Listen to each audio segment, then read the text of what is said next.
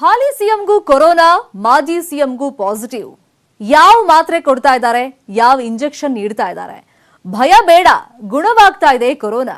ಇದೇ ಇವತ್ತಿನ focus 18 corona double secret. ನಾನ್ ಶರ್ಮಿತಾ ಶೆಟ್ಟಿ.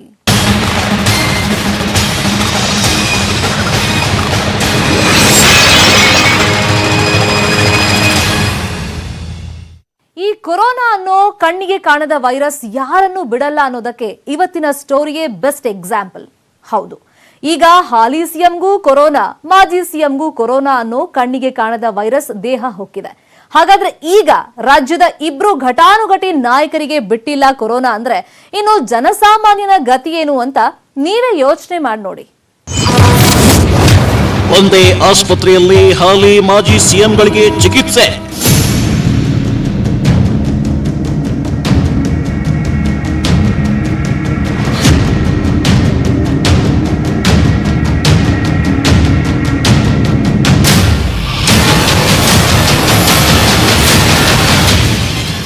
ವೀಕ್ಷಕರೇ, ಈ ಕೊರೋನಾ ಅನ್ನೋ ಕಣ್ಣಿಗೆ ಕಾಣದ ವೈರಸ್ ಯಾರನ್ನು ಬಿಡಲ್ಲ. ಅವ ಬಡವನಾಗಿರ್ಲಿ, ಅವ ಶ್ರೀಮಂತನಾಗಿರ್ಲಿ ಅನ್ನೋದಕ್ಕೆ ಇವತ್ತಿನ ಸ್ಟೋರಿಯೇ ಬೆಸ್ಟ್ ಎಕ್ಸಾಂಪಲ್. ಭಾನುವಾರದಂದು ರಾಜ್ಯದ ಮುಖ್ಯಮಂತ್ರಿ ಯಡಿಯೂರಪ್ಪರಿಗೆ ಕೊರೋನಾ ಪಾಸಿಟಿವ್ ವರದಿ ಬಂದಿತ್ತು. ಯಾವುದೇ ರೋಗ ಲಕ್ಷಣಗಳಿಲ್ಲದಿದ್ರೂ ಕೊರೋನಾ ರಾಜ ಹುಲಿ ಮೈ ಹೊಕ್ಕಿತ್ತು. ಆದ್ರೆ ಈಗ ನೋಡಿ, ಇದರ ಬೆನ್ನಲ್ಲೇ ವಿಪಕ್ಷ ನಾಯಕ ಸಿದ್ದುಗೂ ಅಂಟಿದೆ ಕೊರೋನಾ. ಹೌದು, ಸೋಮವಾರ ಬೆಳಗ್ಗೆ ಸಿದ್ದು ಆಗಸ್ಟ್ 1ರಂದು ಮೈಸೂರಿನಿಂದ ಬೆಂಗಳೂರಿಗೆ. ಸೋಮವಾರ ಬೆಳಗ್ಗೆ ಆರೋಗ್ಯದಲ್ಲಿ ಏರುಪೇರು.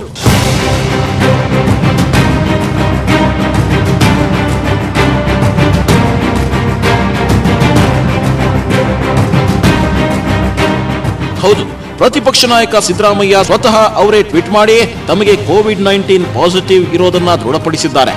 ನನ್ನ ಕೋವಿಡ್-19 ಪರೀಕ್ಷೆಯಲ್ಲಿ ಪಾಸಿಟಿವ್ ಎಂದು ವರದಿ ಬಂದಿದೆ. ರೋಗ ಲಕ್ಷಣಗಳಿಲ್ಲದಿದ್ರೂ ವೈದ್ಯರ ಸಲಹೆಯಂತೆ ನಿನ್ನೆ ರಾತ್ರಿಯೇ ಆಸ್ಪತ್ರೆಗೆ ದಾಖಲಾಗಿದ್ದೇನೆ. ಇದರಿಂದ ಯಾರೂ ಆತಂಕಕ್ಕೆ ಒಳಗಾಗುವ ಅಗತ್ಯ ಇಲ್ಲ. ಕಳೆದ ಕೆಲವು ದಿನಗಳಿಂದ ನನ್ನ ಜೊತೆ ಸಂಪರ್ಕದಲ್ಲಿದ್ದವರು ಕೊರೋನಾ ಪರೀಕ್ಷೆ ಮಾಡಿಸಿಕೊಳ್ಬೇಕೆಂದು ವಿನಂತಿಸಿಕೊಳ್ತೇನೆ ಅಂತ ಟ್ವೀಟ್ ಮಾಡಿದ್ದಾರೆ.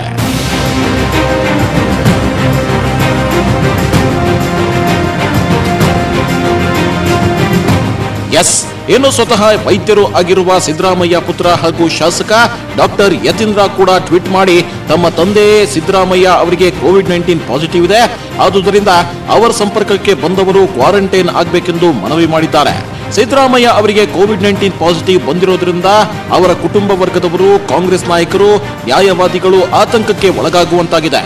ಯಾಕಂದ್ರೆ ಜುಲೈ 27ರಂದು ಸಿದ್ದರಾಮಯ್ಯ ಭೂ ಸುಧಾರಣೆ ಬಗ್ಗೆ, ತಿದ್ದುಪಡಿ ಬಗ್ಗೆ ನ್ಯಾಯವಾದಿಗಳ ಜೊತೆ ಚರ್ಚಿಸಿದ್ರು.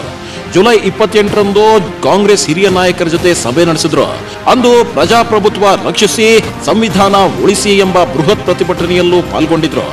ಇದಲ್ಲದೆ ಜುಲೈ 29ರ ರಾತ್ರಿ ಮೈಸೂರಿನ ಮನೆಯಲ್ಲಿ ವಾಸ್ತವ್ಯ ಹೂಡಿದ್ರು. ಜುಲೈ 30ನೇ ತಾರೀಕು ಮೈಸೂರಿನಲ್ಲಿ ಸುದ್ದಿಗೋಷ್ಠಿ ನಡೆಸಿದ್ರು. ಜುಲೈ 31ರಂದು ಮಂಡ್ಯದಲ್ಲಿ ಸುದ್ದಿಗೋಷ್ಠಿ ನಡೆಸಿದ್ರು. ಸುದ್ದಿಗೋಷ್ಠಿಯಲ್ಲಿ ಸ್ಥಳೀಯ ಜಿಲ್ಲಾ ನಾಯಕರು ಭಾಗಿಯಾಗಿದ್ರು. ಇದೇ ವೇಳೆ ಮೈಸೂರಿನಲ್ಲಿ ತಮ್ಮ ಕುಟುಂಬದ ಜೊತೆ ಕಾಲ ಕಳೆದಿದ್ದ ಸಿದ್ದರಾಮಯ್ಯ ಮೊಮ್ಮಗ ದಿವಂಗತ ರಾಕೇಶ್ ಸಿದ್ದರಾಮಯ್ಯ ಪುತ್ರನ ಜೊತೆ ಚೆಸ್ ಆಡಿದ್ರು.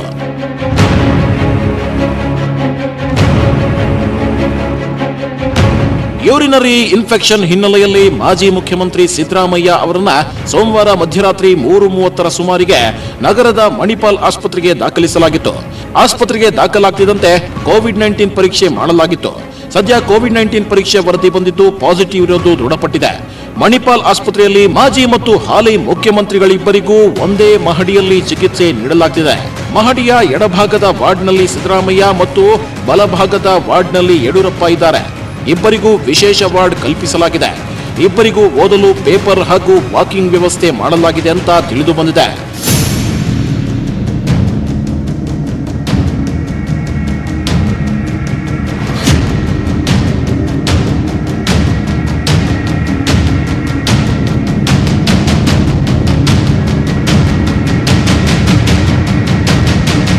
ಹದಿನೆಂಟು ಲಕ್ಷ ಕೊರೋನಾ ಕೇಸ್ ದಾಟಿದ ಭಾರತದಲ್ಲಿ ಈಗ ರಾಜಕಾರಣಿಗಳೇ ವೈರಸ್ ಟಾರ್ಗೆಟ್ ಆಗ್ತಿದ್ದಾರೆ. ಗೃಹ ಸಚಿವ ಅಮಿತ್ ಶಾ ರಿಂದ ಹಿಡಿದು ರಾಜ್ಯಗಳ ಸಿಎಂಗಳವರೆಗೂ ಯಾರನ್ನೂ ಬಿಟ್ಟಿಲ್ಲ ಹೆಮ್ಮಾರಿ. ಕೆಲ ರಾಜ್ಯದ ಶಾಸಕರು, ಸಚಿವರನ್ನೇ ಬಲಿ ಪಡೆದ ಕೊರೋನಾ ಇಡೀ ದೇಶವನ್ನೇ ಬೆಚ್ಚಿ ಬೀಳುವಂತೆ ಮಾಡ್ತಿದೆ. ಶ್ರೀಮಂತರು, ಬಡವರು ಎನ್ನದೇ ಎಲ್ಲರನ್ನ ಹಿಂಡಿ ಹಿಪ್ಪೆ ಮಾಡ್ತಿದೆ. ರಾಜಕಾರಣಿಗಳು, ಸೆಲೆಬ್ರಿಟಿಗಳನ್ನು ನಿದ್ದೆಗೆಡುವಂತೆ ಮಾಡಿದೆ ಈ ಕೊರೋನಾ. ಕರ್ನಾಟಕದಲ್ಲೂ ಈಗಾಗಲೇ ಕೆಲ ಸಚಿವರು, ಹಲವು ಶಾಸಕರು ವೈರಸ್ ದಾಳಿಗೆ ತುತ್ತಾಗಿದ್ದಾರೆ. ಇದೀಗ ರಾಜ್ಯದ ಸಿಎಂ ಬಿಎಸ್ವೈ ಮತ್ತು ವಿಪಕ್ಷ ನಾಯಕ ಸಿದ್ದರಾಮಯ್ಯ ದೇಹಕ್ಕೂ ಹೊಕ್ಕಿದೆ ಕೊರೋನಾ. ಯಾವ ಮಾತ್ರೆ ಕೊಡ್ತಿದ್ದಾರೆ, ಯಾವ ಇಂಜೆಕ್ಷನ್ ನೀಡುತ್ತಿದ್ದಾರೆ? ಇನ್ನು ಇಬ್ಬರು ಘಟಾನುಘಟಿ ನಾಯಕರಿಗೆ ಈಗ ಕೊರೋನಾ ಅಂಟಿರೋದ್ರಿಂದ ಅವರಿಗೆ ಚಿಕಿತ್ಸೆ ಕೊಡೋ ವಿಧಾನ ಹೇಗಿರುತ್ತೆ ಅನ್ನೋದು ಈಗ ಎಲ್ಲರ ಕುತೂಹಲಕ್ಕೆ ಕಾರಣವಾಗಿದೆ. ಯಾಕಂದ್ರೆ ಮುಖ್ಯಮಂತ್ರಿ ಬಿಎಸ್ ಯಡಿಯೂರಪ್ಪಗೆ ಕೊರೋನಾ ಪಾಸಿಟಿವ್ ಹಿನ್ನೆಲೆ, ವಯಸ್ಸು 77 ವರ್ಷ, ಬಿಪಿ ಮತ್ತು ಡಯಾಬಿಟಿಸ್ ಇದೆ. ಆದರೆ ಯಾವುದೇ ರೋಗ ಲಕ್ಷಣ ಇಲ್ಲದೆ ಇರೋದ್ರಿಂದ ಹೆಚ್ಚಿನ ಔಷಧಗಳನ್ನ ನೀಡೋದಿಲ್ಲ ಅಂತ ಈಗಾಗಲೇ ವೈದ್ಯರು ಹೇಳಿದ್ದಾರೆ. ಅವರಿಗೆ ವಿಟಮಿನ್ ಸಿ ಮತ್ತು ಜಿಂಕ್ ಮಾತ್ರೆಗಳನ್ನ ನೀಡಲಾಗ್ತಿದೆಯಂತೆ. ಇದರ ಜೊತೆಗೆ ಅವರ ಎಂದಿನ ಬಿಪಿ ಔಷಧಿಗಳು ಮತ್ತು ಇನ್ಸುಲಿನ್ ಇಂಜೆಕ್ಷನ್ ಮುಂದುವರೆದಿದೆಯಂತೆ. ಇನ್ನು ಬಿಎಸ್ವೈಗೆ ದಿನಕ್ಕೆ 3 ಬಾರಿ ಶುಗರ್ ಲೆವೆಲ್ ಪರೀಕ್ಷೆ ಮಾಡಲಾಗುತ್ತಿದೆ. ಇನ್ನು ಸೋಮವಾರದಂದು ಅವರಿಗೆ ಚೆಸ್ಟ್ ಸಿಟಿ ಸ್ಕ್ಯಾನ್ ಮಾಡಲಾಗಿದೆ. ಲಿವರ್ ಫಂಕ್ಷನ್ ಟೆಸ್ಟ್, ಕ್ರಯಾಟಿನ್ ಮುಂತಾದ ಪರೀಕ್ಷೆಗಳನ್ನ ಮಾಡಲಾಗಿದೆ. ಪ್ರತಿದಿನದ ಅವರ ಆರೋಗ್ಯವನ್ನ ಸೂಕ್ಷ್ಮವಾಗಿ ಗಮನಿಸಲಾಗ್ತಿದೆ.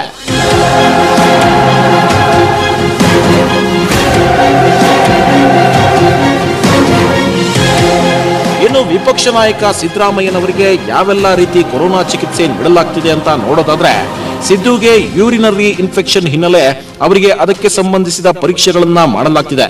ಜೊತೆಗೆ ಕಿಡ್ನಿ ಮತ್ತು ಬ್ಲಾಡರ್ ಸ್ಕ್ಯಾನಿಂಗ್ ಕೂಡ ಮಾಡಲಾಗಿದೆ. ಪ್ರತಿ 2 ದಿನಗಳಿಗೊಮ್ಮೆ ಈ ಸ್ಕ್ಯಾನ್ ಮೂಲಕ ಗಮನಿಸಲಾಗುತ್ತದೆ. ಇನ್ನು ಕೊರೋನಾ ಪಾಸಿಟಿವ್ ಎಂದು ಬಂದಿದ್ರೂ ಅದಕ್ಕೆ ಸಂಬಂಧಿಸಿದ ಯಾವುದೇ ರೋಗ ಲಕ್ಷಣಗಳು ಇಲ್ಲದ ಕಾರಣ ಸಿಎಂ ಬಿಎಸ್ವೈಗೆ ನೀಡುತ್ತಿರುವ ಔಷಧಿಗಳನ್ನೇ, ಅಂದ್ರೆ ವಿಟಮಿನ್ ಸಿ ಮತ್ತು ಜಿಂಕ್ ಮಾತ್ರೆಗಳನ್ನೇ ಅವರಿಗೂ.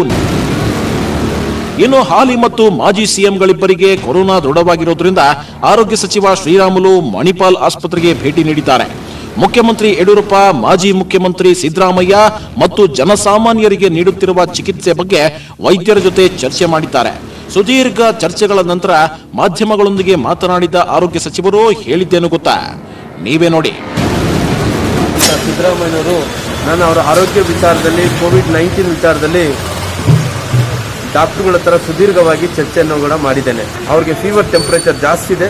ಇನ್ನು ಟೆಸ್ಟ್ಗೆ ಎಲ್ಲ ಟೆಸ್ಟ್ಗಳು ಮಾಡ್ತಾ ಇದ್ದಾರೆ. ಯಡಿಯೂರಪ್ಪನವರು ಬಂದಂಥ ಟೈಮಲ್ಲಿ ಸಿಂಟಮೆಟಿಕ್ ಕೇಸ್ ಆಗಿರೋ ಕಾರಣ, ಅವ್ರ ಏಜ್ ದೊಡ್ಡದಾಗಿರೋ ಕಾರಣ ಎಲ್ಲ ಟೆಸ್ಟ್ಗಳನ್ನು ಕೂಡ ಮಾಡ್ತಾ ಇದ್ದಾರೆ. ಸನ್ಮಾನ್ಯ ಯಡಿಯೂರಪ್ಪರು ಆರೋಗ್ಯ ಸ್ಥಿತಿ ಸ್ಟೇಬಲ್ ಆಗಿದೆ. ಅವ್ರ ಸೇವೆ ಇನ್ನು ಬಹಳಷ್ಟು ಜಾಸ್ತಿ ಇರೋ ಕಾರಣ ಅವರು ತಾಯಿ ಭುವನೇಶ್ವರ ಆಶೀರ್ವಾದದಿಂದ ಅವರು ಬೇಗನೆ ಗುಣಮುಖರಾಗಿ ಬರಬೇಕು. ಕೇಳಿದ್ರಲ್ಲ ಆರೋಗ್ಯ ಸಚಿವರು ಆದಂತಹ ಶ್ರೀರಾಮುಲು ಹೇಳಿದ ಮಾತನ್ನ. ಇನ್ನು ರಾಜ್ಯದ ಘಟಾನುಘಟಿ ನಾಯಕರುಗಳು ಈ ಇಬ್ಬರು ನಾಯಕರು ಶೀಘ್ರ ಗುಣಮುಖರಾಗಲಿ ಅಂತ ಟ್ವೀಟ್ ಮಾಡುವ ಮುಖಾಂತರ ಹಾರೈಸಿದ್ದಾರೆ. ಇಲ್ಲಿದೆ ನೋಡಿ ಆ ಟ್ವೀಟ್ಗಳ ಒಳನೋಟ.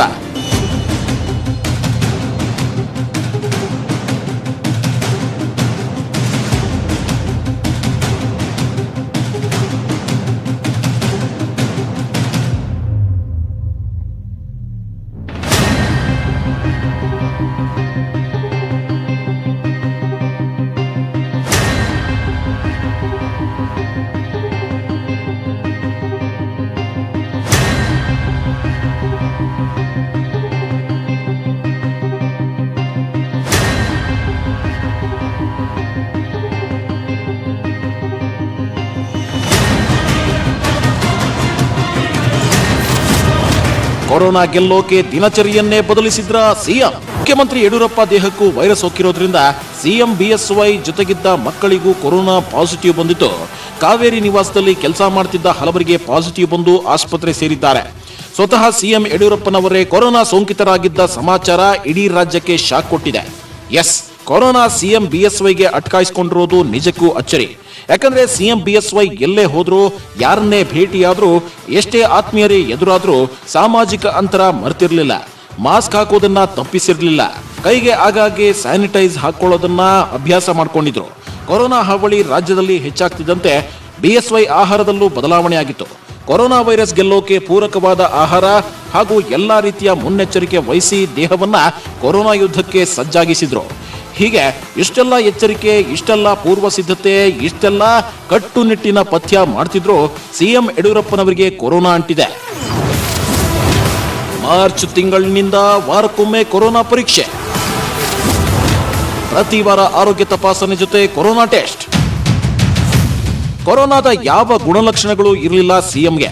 ಆದರೂ ಮುನ್ನೆಚ್ಚರಿಕೆ ಕ್ರಮವಾಗಿ ಕಳೆದ ಮಾರ್ಚ್ನಿಂದಲೂ ಬಿಎಸ್ವೈಗೆ ವಾರಕ್ಕೊಮ್ಮೆ ಕೊರೋನಾ ಪರೀಕ್ಷೆ ಮಾಡಲಾಗ್ತಿತ್ತು. ಕಳೆದ ಭಾನುವಾರವೂ ಸಿಎಂಗೆ ಕೊರೋನಾ ಟೆಸ್ಟ್ ಮಾಡಲಾಗಿತ್ತು. ಆದರೆ ಈ ಭಾನುವಾರ ಮಾಡಿದ ಟೆಸ್ಟ್ನಲ್ಲಿ ಬಿಎಸ್ವೈಗೆ ಪಾಸಿಟಿವ್ ಬಂದಿದೆ.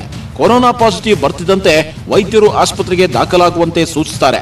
ಹೀಗಾಗಿ 77 ವರ್ಷದ ಸಿಎಂ ಬಿಎಸ್ವೈ ತಕ್ಷಣವೇ ಬೆಂಗಳೂರಿನ ಮಣಿಪಾಲ್ ಆಸ್ಪತ್ರೆಗೆ 5ನೇ ಮಹಡಿಯಲ್ಲಿ ದಾಖಲಾಗಿದ್ದಾರೆ.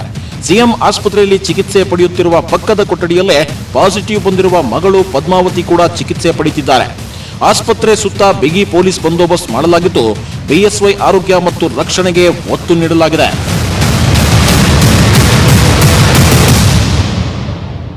ಭಾರತದಲ್ಲಿ ದಿನೇ ದಿನೇ ಸೋಂಕಿತರ ಸಂಖ್ಯೆ ಹೆಚ್ಚಾಗ್ತಾ ಇದೆ.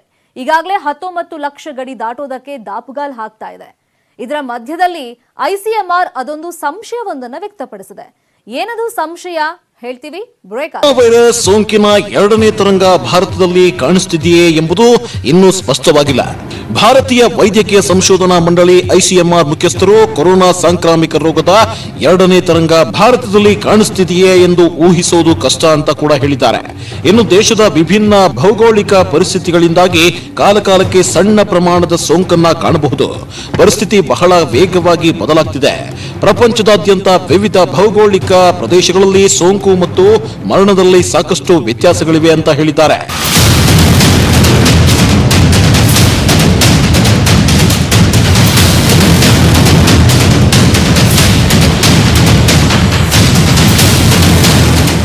ಇನ್ನು SARS-CoV-2 ಎಂಬುದು ನೋವೆಲ್ ವೈರಸ್. ಇದರ ಬಗ್ಗೆ ನಮಗೆ ಇನ್ನೂ ಹೆಚ್ಚು ತಿಳಿದಿಲ್ಲ. ವಿವಿಧ ಭೌಗೋಳಿಕ ಪ್ರದೇಶಗಳಲ್ಲಿ ಸೋಂಕು ಮತ್ತು ಮರಣದ ವ್ಯತ್ಯಾಸಗಳನ್ನು ನಾವು ನೋಡಿದ್ದೇವೆ. ಆದ್ದರಿಂದ ಭಾರತದಲ್ಲಿ 2ನೇ ತರಹದ ಸೋಂಕು ಉಂಟಾಗುತ್ತಿದೆಯೇ ಅಂತ ಊಹಿಸೋದು ಕಷ್ಟ. ನಿರ್ದಿಷ್ಟ ರಾಜ್ಯಗಳಲ್ಲಿ ರೋಗ ಹರಡುವಿಕೆಯ ದರದಲ್ಲಿ ವ್ಯಾಪಕ ವ್ಯತ್ಯಾಸವಿದೆ. ಆದ್ದರಿಂದ ಇದನ್ನ ಒಂದೇ ದೃಷ್ಟಿಕೋನದಿಂದ ನೋಡಲಾಗುವುದಿಲ್ಲ. ಎಲ್ಲರೂ ಒಟ್ಟಾಗಿ ಹೋರಾಡಬೇಕು. ಐಸಿಎಂಆರ್ ಕರೆ.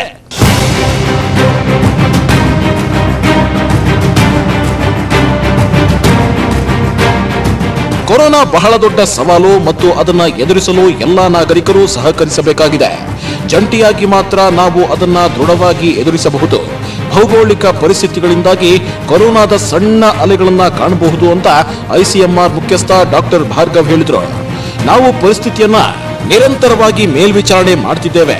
ಆದರೆ ಪ್ರಸ್ತುತ ಸಮಯದಲ್ಲಿ ಜನರು ಸಾಮಾಜಿಕ ದೂರ, ಮಾಸ್ಕ್ಗಳಂತಹ ಕೊರೋನಾ ತಡೆಗಟ್ಟುವ ಕ್ರಮಗಳನ್ನು ಅನುಸರಿಸುವುದು ಅವಶ್ಯಕ ಅಂತ ತಿಳಿಸಿದ್ದಾರೆ. 3D ಅತ್ಯಂತ ಮುಖ್ಯ ಎಂದ ಐಸಿಎಂಆರ್.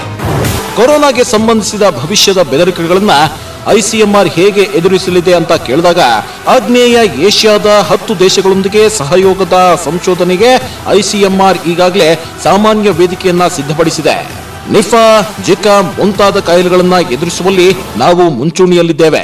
ಯಾವುದೇ ಸಾರ್ವಜನಿಕ ಆರೋಗ್ಯ ಬಿಕ್ಕಟ್ಟನ್ನ ಎದುರಿಸಲು ಮತ್ತು ಇದನ್ನ ಗಮನದಲ್ಲಿಟ್ಟುಕೊಂಡು 3D ಡೇಟಾ ಅಭಿವೃದ್ಧಿ, ವಿತರಣೆ ಪ್ರಮುಖವಾಗಿದೆ ಅಂತ ಐಸಿಎಂಆರ್ ಹೇಳುತ್ತೆ. ನೀತಿ ತಯಾರಿಕೆಯಲ್ಲಿ ಪುರಾವೆಗಳನ್ನ ಹುಡುಕಲು ಮತ್ತು ಪುರಾವೆ ಆಧಾರಿತ ನಿರ್ಧಾರಗಳನ್ನ ತೆಗೆದುಕೊಳ್ಳಲು ಡೇಟಾ ಮುಖ್ಯವಾಗಿದೆ. 3 ಹೊಸ ಪರೀಕ್ಷಾ ಸೌಲಭ್ಯಗಳ ಸ್ಥಾಪನೆ. ಏನೋ ಡಾಕ್ಟರ್ ಭಾರ್ಗವ್ ಅವರ ಪ್ರಕಾರ ಐಸಿಎಂಆರ್ ಇತ್ತೀಚೆಗೆ ನೋಯ್ಡಾ, ಮುಂಬೈ ಮತ್ತು ಕೋಲ್ಕತ್ತಾದಲ್ಲಿ 3 ಹೊಸ ಅತ್ಯಾಧುನಿಕ ಪರೀಕ್ಷಾ ಸೌಲಭ್ಯಗಳನ್ನು ಸ್ಥಾಪಿಸಿದೆ. ಇದು ಪರೀಕ್ಷಾ ಸಾಮರ್ಥ್ಯವನ್ನ ಹೆಚ್ಚಿಸುತ್ತದೆ, ಲ್ಯಾಬ್ ತಂತ್ರಜ್ಞರಿಗೆ ಅಪಾಯವನ್ನ ಕಡಿಮೆ ಮಾಡುತ್ತದೆ ಮತ್ತು ತಿರುಗುವ ಸಮಯವನ್ನ ಕಡಿಮೆ ಮಾಡುತ್ತದೆ. ಕ್ಯಾನ್ಸರ್, ಕೊರೋನಾ ಸಾಂಕ್ರಾಮಿಕವನ್ನ ನಿಯಂತ್ರಿಸಿದ ನಂತರ ಕ್ಷಯ, ಹೆಪಟೈಟಿಸ್ ಬಿ ಮತ್ತು ಸಿ, HIV ಮುಂತಾದ ಇತರ ಕಾಯಿಲೆಗಳನ್ನ ಪರೀಕ್ಷಿಸಲು ಸಹ ಈ ಕೇಂದ್ರಗಳನ್ನ ಬಳಸಬಹುದು ಎಂದಿದ್ದಾರೆ.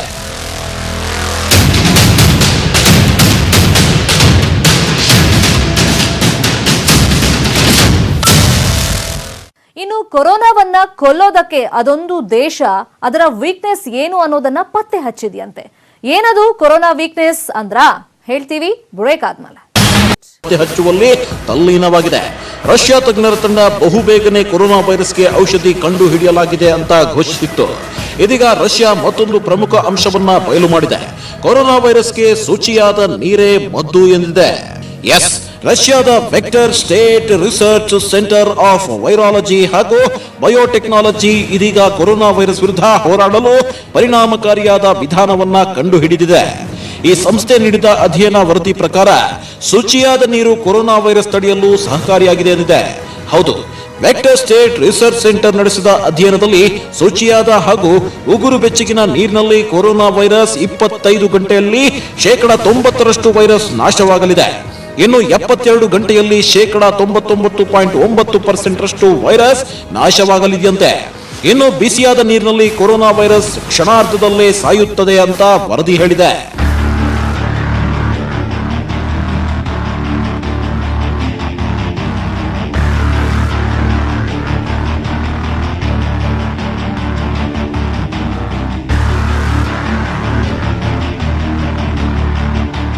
ಏನೋ ಈ ವರದಿ ಪ್ರಕಾರ ಬಿಸಿಯಾದ ನೀರು ಕುಡಿಯೋದ್ರಿಂದ ಕೊರೋನಾ ವೈರಸ್ ದೇಹದಲ್ಲಿ ಮಾಡಬಹುದಾದ ಅನಾಹುತವನ್ನ ತಪ್ಪಿಸಬಹುದು.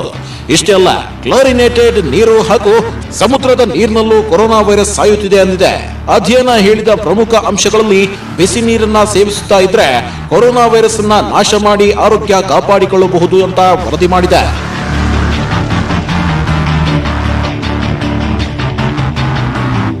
ನೋಡಿದ್ರಲ್ಲ, ಕೊರೋನಾ ಅನ್ನೋ ಕಣ್ಣಿಗೆ ಕಾಣದ ವೈರಸ್ ಎಷ್ಟು ಬಾಲಿಶ ಅಂತ ಆದ್ರೂ ಕೊರೋನಾ ಬಂತು ಅಂದ್ರೆ ಸಾಕು ಜನ ಬೆಚ್ಚಿ ಬೀಳ್ತಾರೆ. ಭಯ ಪಡೋ ಅವಶ್ಯಕತೆ ಇಲ್ಲ. ಮಾಸ್ಕ್ ಕಡ್ಡಾಯವಾಗಿ ಬಳಸಿ, ಆದಷ್ಟು ಬಿಸಿ ನೀರನ್ನ ಕುಡಿಯೋದು ರೂಢಿಸ್ಕೊಳ್ಳಿ, ಸಾಮಾಜಿಕ ಅಂತರ ಕಾಪಾಡಿ ಅಂತ ಹೇಳ್ತಾ ಈ ಹೊತ್ತಿನ ಫೋಕಸ್ 18 ಮುಗಿಸ್ತಾ ಇದೀವಿ. ನೋಡ್ತಾ ಇರಿ ನ್ಯೂಸ್ 18 ಕನ್ನಡ. ಜಾಲ ನಮ್ಮದು, ಬಲ ನಿಮ್ಮದು.